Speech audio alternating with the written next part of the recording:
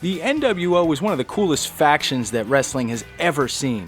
Work or not, these guys had people convinced that they were actually taking over WCW. Over time, the whole thing got a little bloated, and eventually we saw some members come and go that either just didn't fit or didn't deliver. So today, we're going to talk about disappointing nWo members. Erwin R. Shyster, otherwise known as IRS in the WWF, had a pretty solid run for a mid-carder. On the debut episode of WCW Nitro, he appeared with the promotion as Michael Wall Street. Guess he just couldn't shake that businessman gimmick. In December of 1996, he joined the nWo and was stuck in the lower mid-card, wrestling almost exclusively on WCW Saturday Night. He even managed to lose his match against Jeff Jarrett at the nWo's very own pay-per-view sold out in 1997. In his short time with the group, he really didn't do anything worth a damn and ended up just kind of fading away, and nobody really noticed or cared when he left the nWo. Virgil wasn't much of a superstar in the WWF. Sure, he had his ups and downs, but eventually he was released from the company in 1994. After a few years in the independent circuit, he ended up in WCW as the head of nWo Security. He went by the name of Vincent, a jab at his old boss from the WWF, and believe it or not, he would later go by the name Shane, again mocking a McMahon. His run with the nWo started out with some momentum, actually participating in matches and such, but over time he was little more than a valet, accompanying mostly mid-carder members of the group to the ring. His only singles pay-per-view match was against fellow nWo member Stevie Ray at Uncensored in 1999, which he lost. Though most of the people on this list were not in the nWo for very long, Vincent was actually with the group until 1999, being one of the last members. Ron and Don Harris wrestled in the WWF under a few different gimmicks, but I remember them mostly for their run in WCW. They became a part of the abomination that was the nWo 2000, taking the role as Jeff Jarrett's hired guns, which leads me to my next disappointing nWo member, Mr. Jeff Jarrett himself. As some of you may know, I'm not the biggest Jeff Jarrett fan, and some may not agree with me, but that's perfectly alright. Now, my problem isn't even with Double J being an nWo member, it's more with him being the leader. I mean, why should this guy be in charge? You have veteran nWo members like Nash and Steiner in the group, so why is Jarrett calling the shots?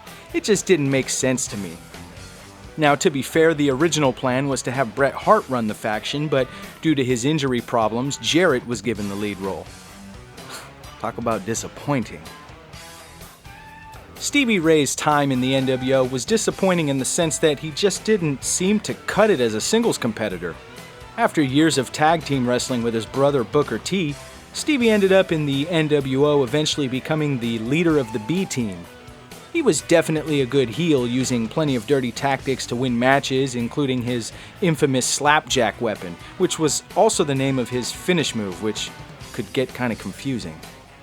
With his strength and size, I was hoping he would have had a bigger role in the group, but he just barely hung on until 1999 when he left the nWo to regroup with his brother and reform Harlem Heat. Charlotte isn't the first of Ric Flair's offspring to appear on TV as a wrestler.